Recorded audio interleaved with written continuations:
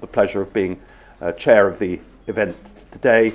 It's a difficult thing to be a consequential Shadow Defence Secretary, but John Healey certainly is that, and today's audience is certainly proof positive of the importance of what he's going to say today in this keynote address, his first of this year.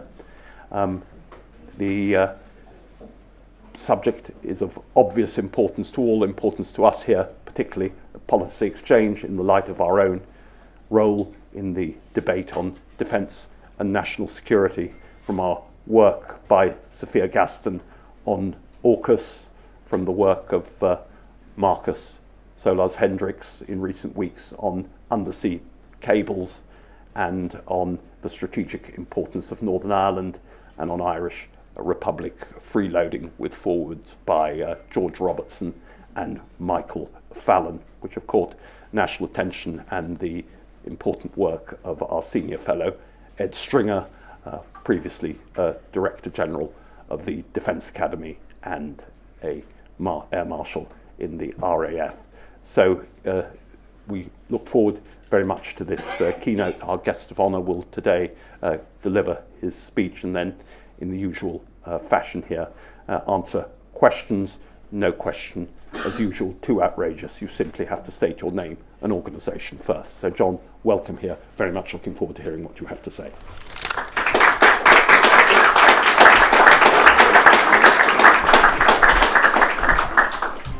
Thank you, Dean. Thank you very much.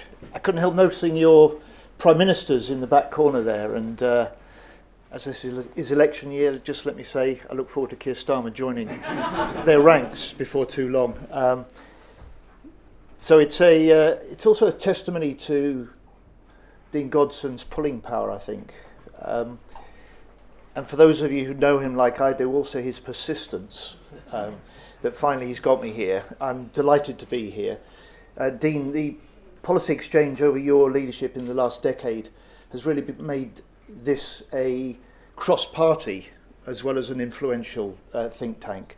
So thank you for hosting us today, and thank you for welcoming us.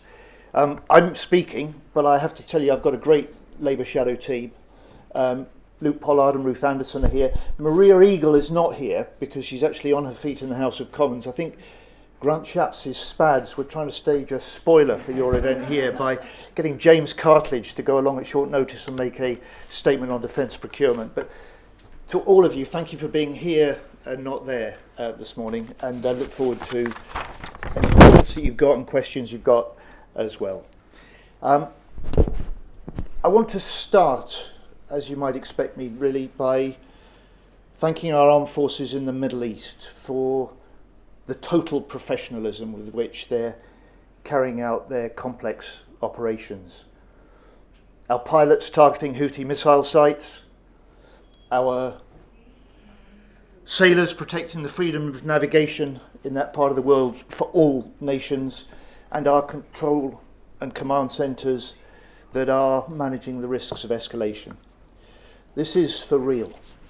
The dangerous and more contested world is here. And this is now an era in which increasing threats face us, increasing threats to our UK security, to our prosperity, and to our values. Now, I was appointed Shadow Defence Secretary when Keir Starmer was elected Labour leader back in 2020. And back then, I tried to recruit a policy advisor to come and work with me. And I was talking to a really bright young foreign policy specialist, and he said, well, I don't know, John. Everybody tells me that nothing happens very fast in defence. Well, that was 5 months before Kabul. And then, of course, Putin invaded Ukraine, the Western withdrawal from Mali, and now conflict in the Middle East. And when he was first became leader, Keir Starmer promised never again would Labour go into an election not trusted on national security. And it's a pledge that we pursued together since then. Looking to set out for the public our principles, our approach, our plans for defence. So, ahead of the government's 2021 integrated review, I set out our core principles at RUSI. Unshakable labour commitments to NATO, to our nuclear deterrent, to international law, and to building more in Britain. And after that, of course, the global picture rapidly darkened. So ahead of the 2023 integrated review refresh, I set out Labour's approach to this new world of increasing danger and disorder. NATO first, rebuilding relationships with European allies, developing Indo-Pacific partnerships, standing with Ukraine for as long as it takes to win. And then at Labour's conference last year in October, I began to lay out Labour's plan for defence in government, with 5 strategic priorities to keep Britain safe. Reinforce protections for the UK homeland, ensure UK's NATO obligations are fulfilled in full, make allies our strategic strength, direct investment first to British jobs and British business, and 5th, renew the nation's contract with those who serve and the families who support them. Today, I want to develop that plan by speaking about how I believe the MOD must change to meet the challenges of a more dangerous world, with a new era of UK defence, to deter threats, to defend the country, and to defeat any attacks. Now, last month in his Lancaster House speech, the Defence Secretary said, "We are moving from a post-war to a pre-war world." This is deeply sobering. And at every level, civil society, the defence industry, the armed forces, Whitehall, Westminster, we need to take seriously what this may mean. Because over the next decade, we face Putin and an active alliance of aggression from autocrats who have contempt for international law and freely squander the lives of their own people. And we face a reality that European allies must take a greater responsibility for European security as the US increasingly focuses on China and the Indo-Pacific. Now, this weekend, we mark 2 years since Putin's brutal, illegal invasion began. And the Ukrainians are fighting with huge courage, civilians and military alike. They've regained half the territory taken by Putin. They've disabled his Black Sea fleet. They've developed new weapons at record speed. But Russia is far from a spent force, with its economy on a wartime footing and military spending now 30% of its government budget. That's why Labour has strongly backed the $2.5 billion in military aid for Ukraine for this year, as well as the new UK-Ukraine Security Cooperation Agreement. And it's why Keir Starmer has said to President Zelensky, there may be a change in government this year, but there will be no change in Britain's resolve to stand with Ukraine, confront Russian aggression, and to pursue Putin for his war crimes. Now, the Defence Secretary also said in his speech, and he was right to say it, for Ukraine this year will be a year when their fate of the nation may be decided. And I think he was also right when he argued that what we do in UK defence can send important signals to the world. But what signal does it send to our adversaries? When UK armed forces have been hollowed out and underfunded over the last 14 years, as Ben Wallace admitted to me in the House of Commons last year. When the British Army has been cut to its smallest size since Napoleon. When forces recruitment targets have been missed every year for the last 14 years. When satisfaction with service life is at record lows, and when the defence procurement system is described by the Public Accounts Committee as broken and repeatedly wasting taxpayers' money. Now, despite this, the MOD has huge strengths. It's good on operations It's great in a crisis. It played an outstanding role in the evacuation of Kabul, especially in contrast to the chaos in another department whose minister stayed on holiday. But the MOD has not been good enough on strategic preparation and leadership. And that's why the Defence Select Committee last month found a lack of warfighting readiness, a lack of strategic readiness.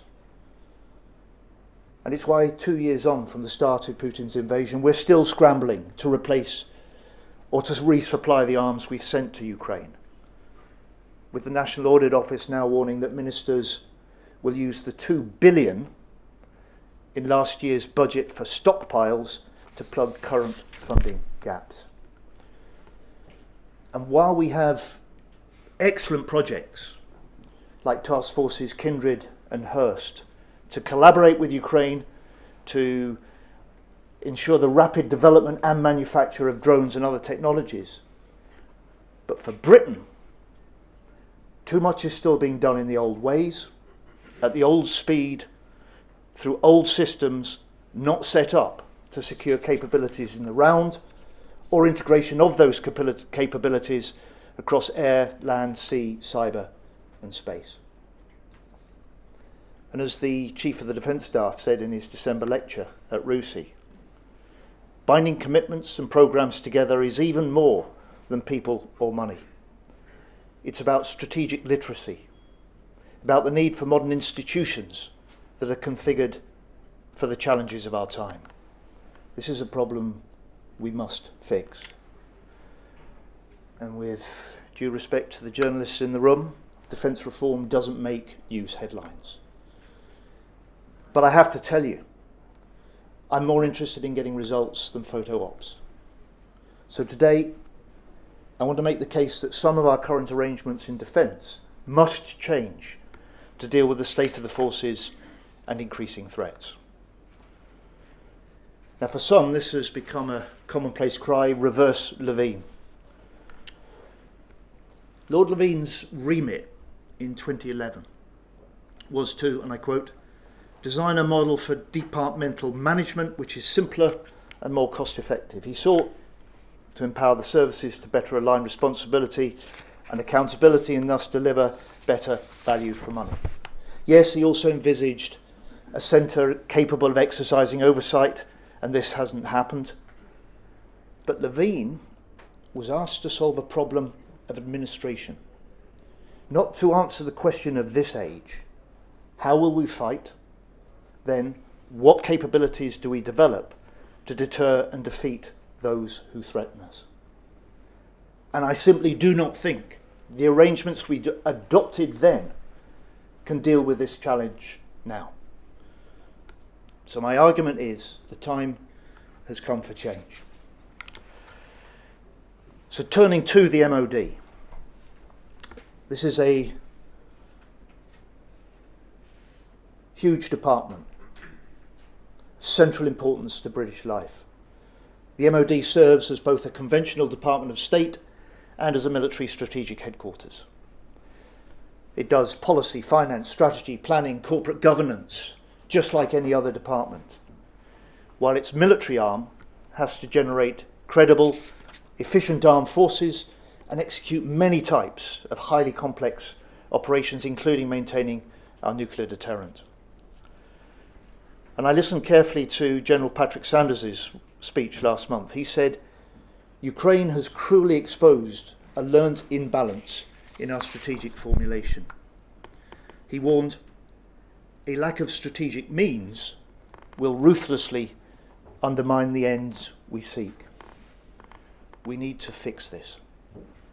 We need clearer strategic authority over what capability our armed forces must have and how it's procured to make Britain better defended and fit to fight. Now, we're already 2 months in to election year.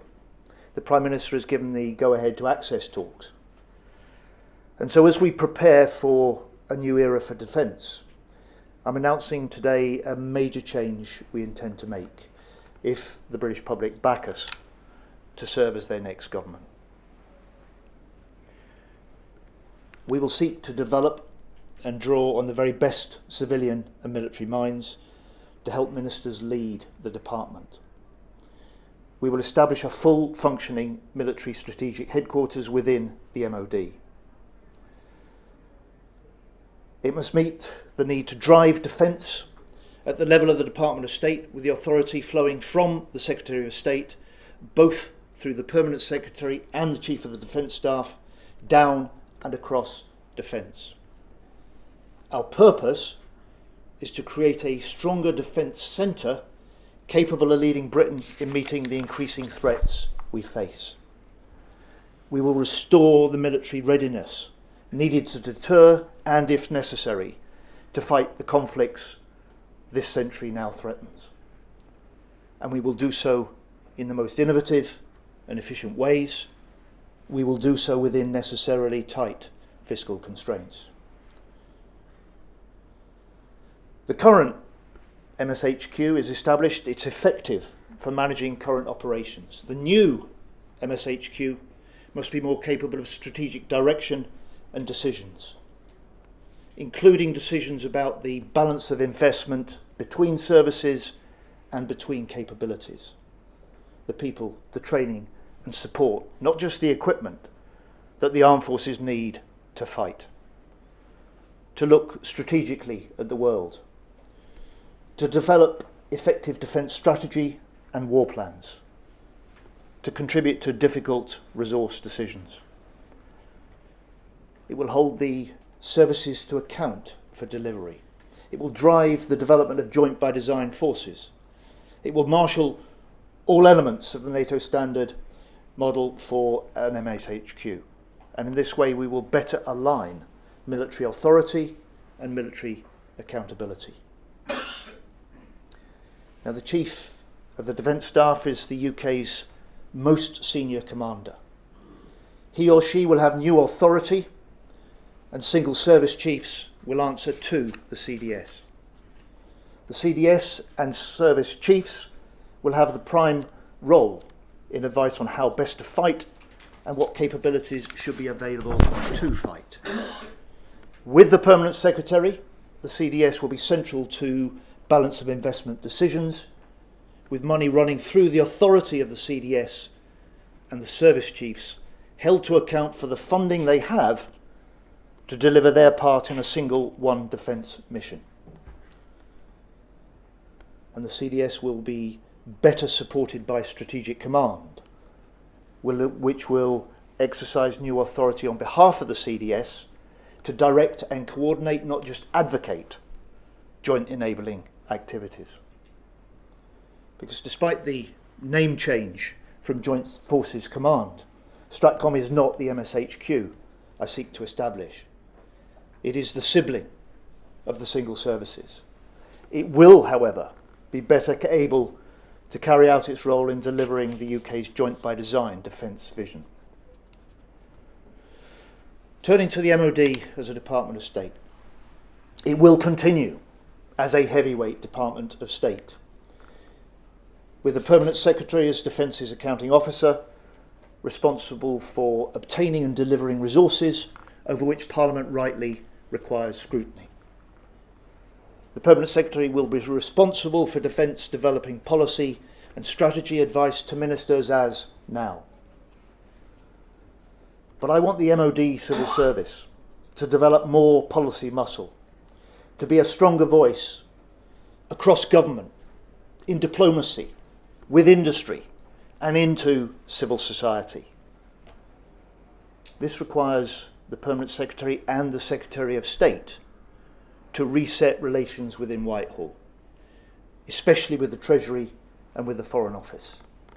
And I am determined to do this. The Royal Navy, the Army, the Royal Air Force will continue as the strong, enduring services the country is proud of and the world respects.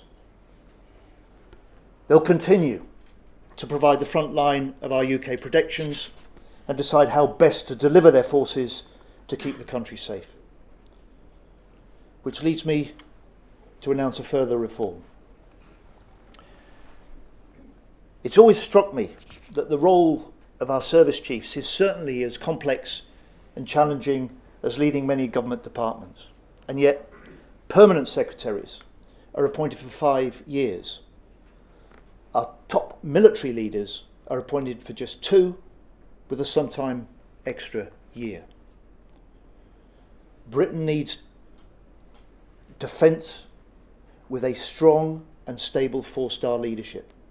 So I intend to change this by appointing service chiefs for 4 years, reviewed on performance after 2.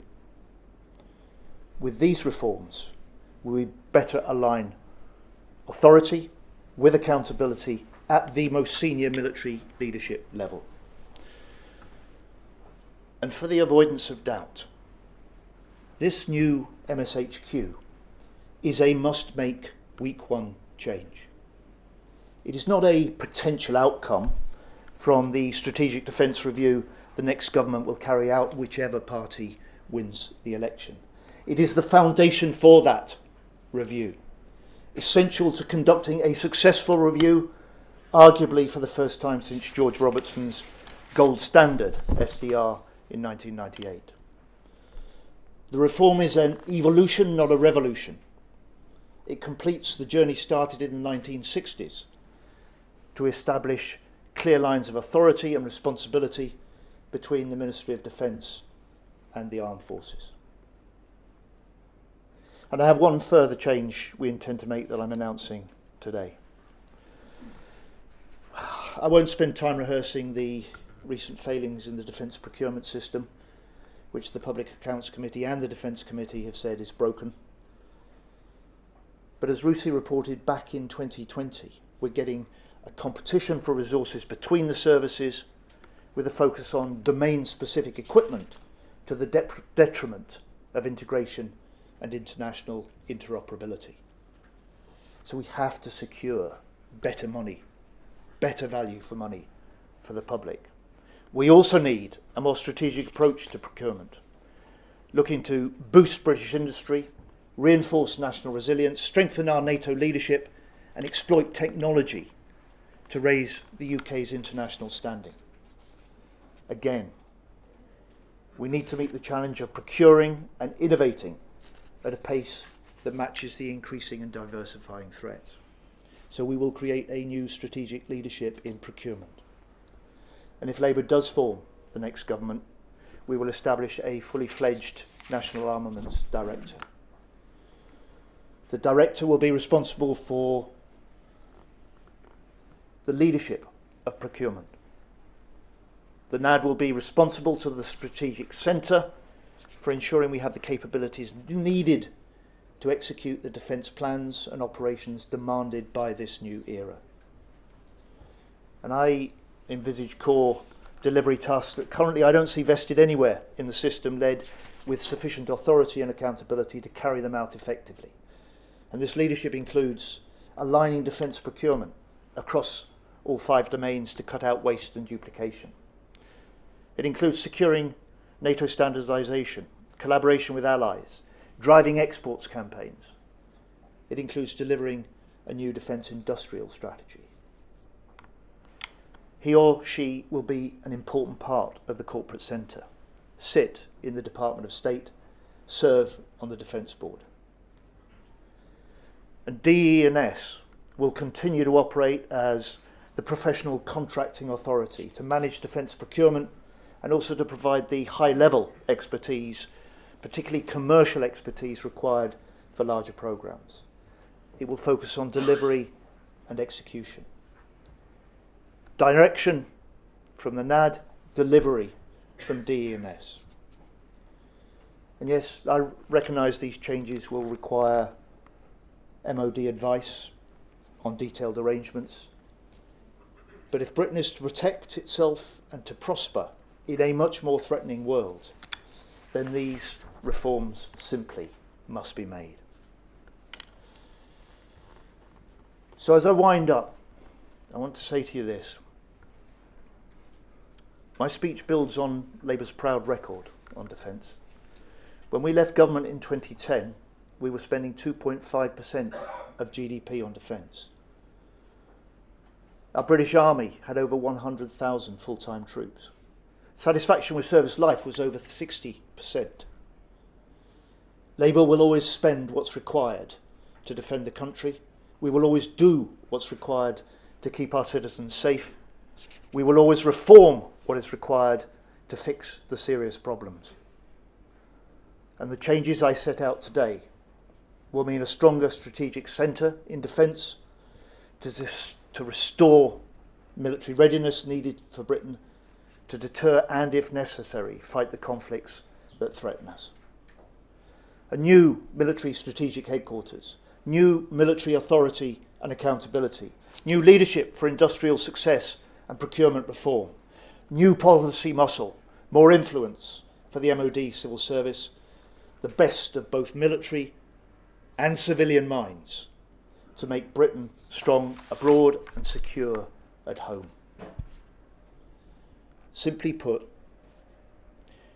my vision is to make defence not just central to the security of Britain, but to make defence central to the country's success in a new era, central to greater economic growth and prosperity across the UK, central to reconnecting Britain to the world, central to the new partnership for Britain between government, industry and workers through their unions, and central to the greater pride and resilience at the heart of national security. Thank you.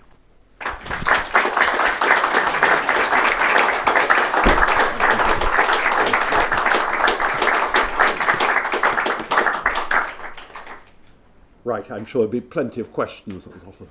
We just get a flavour of the room. People waving. The gentleman there, name and organisation in the third row. Yes, you. Absolutely. We'll give you. Sorry, just wait till the microphone comes so we can hear you. Yeah, it's Jonathan Beale from the BBC. I think you're right. It's hard to write headlines out of defence reform. Good luck with that, Johnny. Thank you. But would you accept that none of what you have said addresses the issue you started out with, which is the hollowing out of Britain's armed forces, the cuts to the size of the army, and probably the only thing that's going to address that is an increase in an uplift in defence spending. You said Labour, when it left office, was spending 2.5% on GDP. You're not saying how much you'd spend if you were in power. The Conservatives have a vague pledge to increase to 2.5 when the economic conditions are right. Do you think that is, I mean, are you going to copy that? Because that is pretty vague. And then I have a second question, which is about Trident. And you have made clear that you are going to support Trident. Yet we've all seen two successive failures of the most recent tests, which aren't carried out that frequently. What makes you think that Trident is an effective weapon system and works, and it deserves billions and billions of pounds being spent on it? I think most people would say you test something to show it works, and that hasn't been the case the last two times. Thanks. You may have counted two questions in that, Johnny. I counted at least 4 or 5. First of all, Trident, and I think all those parliamentarians in the room of all parties will confirm a similar view to me. That when the Defence Secretary made a very good written statement to Parliament the day after the news was broken by the Sun. The single most important question is, was that misfire on the missile test in any way compromising or affecting the lethality and the operation of our continuous at-sea deterrent? In the briefing that Keir Starmer and I had, and in the statement in Parliament, we were satisfied that the deterrent remains fully operational, effective and formidable. So I have no doubts following that missile launch. It may be embarrassing, but it's not compromising to our deterrent operations. You asked me to start with, would I accept that nothing I've said today is going to fix the problems of a hollowed out and underfunded armed forces over the last 14 years? Yes, but I would say to you, we cannot fix those problems unless we make the reforms which give us the basis on which to make the really tough decisions in the future. And to do that, the lines of authority need to be clearer, the lines of accountability need to be clearer, and the lines of responsibility need to be clearer. So the changes I'm setting out today will, if you like, lay the groundwork that will enable us successfully to carry out that strategic defence review within the first year of a new government. And as I've argued, I see these changes as a foundation for giving that strategic defence review a chance of success. And on the money side, Jonathan, I think you know, well, most of the people in this room know very well, we have a system unlike some other countries where if you're in government, you get to know everything. If you're in opposition, you get told nothing. And in defence, unlike a number of the other jobs that I've led from the Shadow Cabinet in other briefs, the information about what we're spending, how much it's costing, the threats we face, the capabilities we've got, the gaps that we feel we may have, and the threat of our allies is all highly classified. We don't get to see that unless we get into government. And that's why we've said we will, in that first year, conduct and complete a strategic defence review. It allows us to look at that range of things that we must face as a country. I've given you a sense of the darkening world within which I think we have to face the next decade. But it's through that process, it's at that point that we're able to make the tough decisions that will be necessary about matching the threats that we face with the capabilities we must develop and the money that we can make available to do that. So the firm commitments on funding can't simply be made in opposition. That's a job for government. Thank you. I see, just trying to get a flavour of the room. Lady there, third row from the front. Yes, just wait till the microphone. I'm sorry. Name and organisation, please. Hello, Sienna Rogers from the House magazine. Hi, John. Hi, Sienna. So just to clarify on that, so does that mean there will be no figure put on the defence spending target before the election? So it won't be a campaign thing. It will be only after you've completed that review in government. And also, I mean, speaking to the defence industry experts, they kind of say that one of the key drivers of overspends in the MOD is because they typically manage in-year spending by delaying things. So will you in government agree a new settlement with the Treasury for defence that allows flexibility between years so that you're not delaying things and don't end up in the mess that we frequently find that PAC identifies? Thank you. Well, Sienna, if you're able to persuade any Shadow Secretary of State to give you a firm figure about what will be spent after an election, then come back to me and ask the same question of defence. I've given you the reason why it is next to impossible to do that with real confidence in opposition, but that is simply not what we're in a position to be able to do. I mean, let me explain why. We're a week from the budget. We may, before the election, have another similar sort of budget in the autumn. The government has made a commitment. I think I'm flattering them to call it a commitment, but they've said they want to reach 2.5% of spending on GDP when the economic and fiscal circumstances allow. Okay, well, that figure was first introduced by Boris Johnson in June 2022. That was a time when interest rates were 1.25%. They're now 5.25%, 4 times higher. That was a time when the total cost of government servicing the debt was £83 billion a year. It's now more than a third higher. It's £112 billion a year. That's double the Home Office's budget, and as everybody in this room knows, that's 2/3 of the defence budget. When you've crashed the economy, sent interest rates and inflation soaring, you've added to the pressures across government, but particularly in defence. So the idea that somehow you can fix these decisions now, when we may have another 8-9 months and 2 fiscal events before an election, I think is, if I may say so, although this has never really mattered to people, it's a little unfair on those politicians that are having to make these calls and judgments. And in terms of overspend, I said in the middle of my speech, look, I want the MOD to have more policy muscle.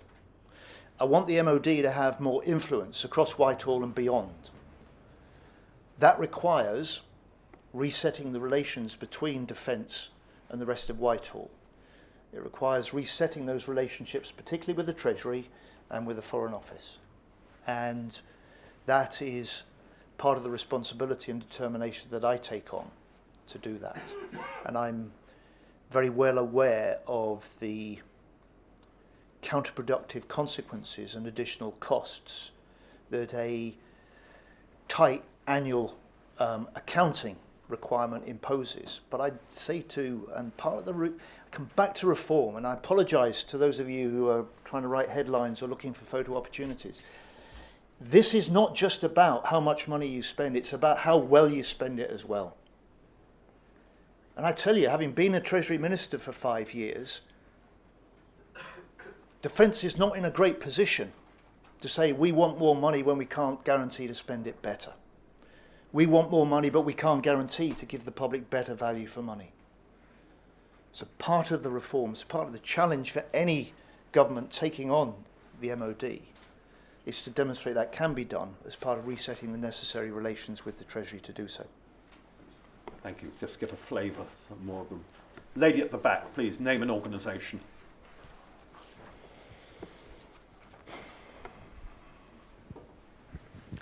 Thank you. It's Lucy Fisher from the Financial Times. Shadow Defence Secretary, 2 questions, if I may. The first is about your military strategic HQ reforms. I wondered if you could just say a bit more about how it would work, CDS having more power over single service chiefs and over investment decisions, and wouldn't that diminish your power as Defence Secretary if indeed Labour win the election? The second area is I wanted to ask you about. Some Conservative figures are quick to note that there are thousands of civil servants in defence equipment and support. I believe it's ballpark 35,000. Would cutting the headcount be part of your reforms to stop the procurement waste? Thank you. Thank you, Lucy. Look, the headcount in DE&S is not 35,000, it's 11,500. You've got to ask yourself, well, who's been in charge? It's all fine for Conservative ministers or Conservatives pointing out that the numbers are high, but who's been in charge for the last 14 years, and the numbers have ballooned in recent years. Looks, to be clear, and this is, as I suggested, completing or even reaching the destination that was originally set out in the 1960s reform. If the CDS is our most senior military commander, if we require clearer authority and accountability within our military, then the step I'm proposing to take here is the obvious next one to do, to make your service chiefs, your single service chiefs, answer to the CDS for the part they play in delivering their part in the full defence plans. And in terms of this question about 4-year terms for senior military leaders, the service chiefs, if we want the best, if we want the best to step up, get to grips with the problems, do the delivery that that post is responsible for doing, and then be able to account for how well or badly they're doing, then simply 2 years is not enough. And I hear this argument from political colleagues, and I'm sure current ministers and previous ministers will say the same thing. Look, you potentially, if you're Secretary of State, will remove a power you've got over the service chiefs if you give them any more than 2 years with a discretionary 1 year, possibly. I prefer the power of accountability to a power of appointment. I prefer judging people by performance rather than exercising patronage. And I think that is a better way of setting the military relationships, setting the relationships between the military leadership and the political leadership required. And also, by the way, and I don't want parliamentarians in the audience to miss this, I believe the CDS should in part be reporting to Parliament in a way that that position does not do at present. Because in our current system, the scope for Parliament to do its proper job to hold the department and those leading the department to account is seriously underdeveloped. And once again, there are colleagues or former colleagues of current ministers or former ministers who say, why would you want to do that? That's going to make, if you get in and do that job, it's going to make that job more difficult. But I have to say, first of all, in principle, Parliament should be capable of shining a fiercer spotlight on what's going on, should be able to understand better what's going on and therefore be briefed. And secondly, however good ministers are, and we have the most experienced shadow team of any of the shadow departmental teams, I want us to be the most effective. But however good, however effective ministers are, that job of holding the department to account is simply too big for ministers, and that's a job also that Parliament should be playing. Thank you. Just a few more questions, because I know time is short now, so what you really mean is give them a shorter answer. I can't say for security reasons here. Gentleman there, name an organisation. If you just wait till the microphone comes, please. Thank you. I'm James Gray. I'm a Conservative MP. I spent very much of my 28 years in Parliament so far under governments of both parties arguing that defence spending is woefully low, and I've attacked my own government many, many times in Parliament over it. Our Army, our Navy and Air Force are far too small, and we're simply not spending nearly enough money to address the kind of threats that you very sensibly laid out, John.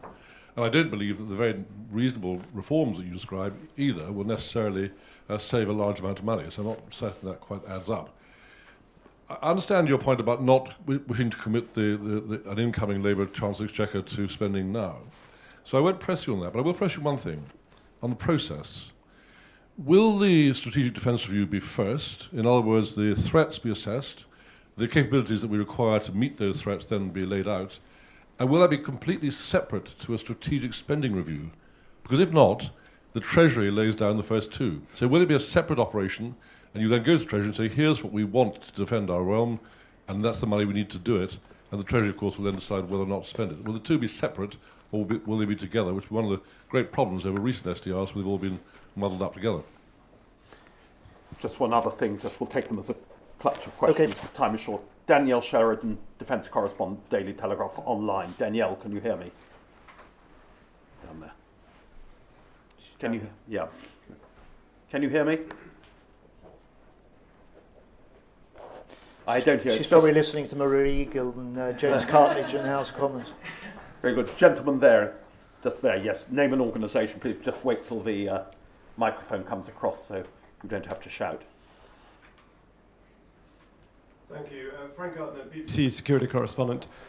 Just to build on my colleague Jonathan Beale's question there, one of the big lessons from the land war in Ukraine is that mass matters, and we don't have it. You mentioned the hollowing out of the British Army. Could you put a figure on what would be, if you get in, what does your department want to see as the manpower level of the British Army, which is currently, as you rightly say, at its lowest point since the Napoleonic Wars? Last shot. Danielle Sheridan, are you there? Last question. Sorry to take it as a trio. Danielle, going, gone. Over to you, Shadow Secretary of State. Thank you. Army numbers. Look, I've never seen a persuasive case for the cuts that are still being made, other than an indication this is driven by costs, not threats. So we've argued for, as the Labour opposition for 3 years, ministers should halt the further cuts and should review what's required. So that's the argument we've been making for some time. On Ukraine, I think one of the lessons that can be drawn is, yes, that mass matters, but of course, from a British point of view, Ukraine is fighting on its own. If Britain was in any sort of war, we'd be fighting among 32 NATO members.